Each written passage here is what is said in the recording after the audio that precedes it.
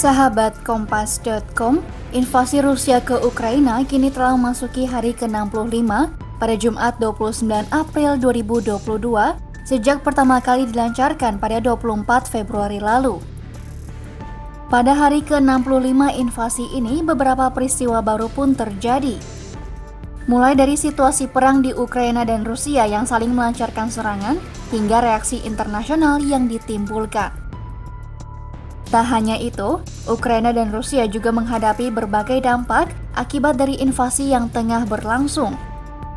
Berikut rangkuman hari ke-65 invasi Rusia ke Ukraina.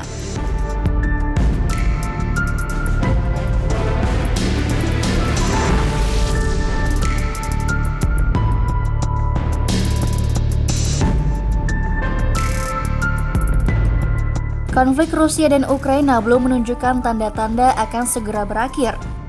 Pasalnya, dua rudal Rusia dilaporkan menghantam Kiev pada kunjungan Sekretaris Jenderal PBB Antonio Guterres.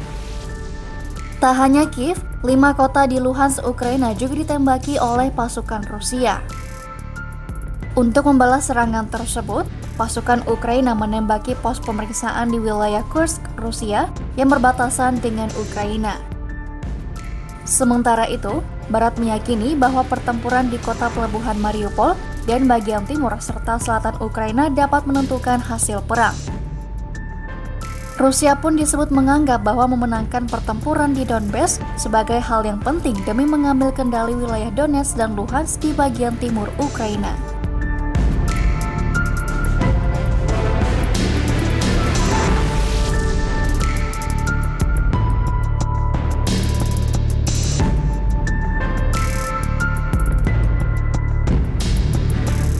Di sisi lain, konflik Rusia dan Ukraina juga memicu reaksi dari dunia internasional.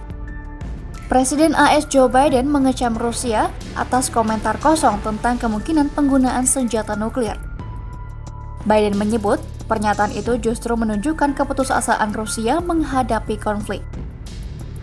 Sementara itu, Rusia yang menghadapi berbagai sanksi ekonomi mulai memutuskan pasokan gasnya ke negara-negara Eropa seperti di Bulgaria dan Polandia. Hal ini memicu Perdana Menteri Bulgaria Kirill Petkov untuk mendesak anggota Uni Eropa mencari alternatif gas Rusia.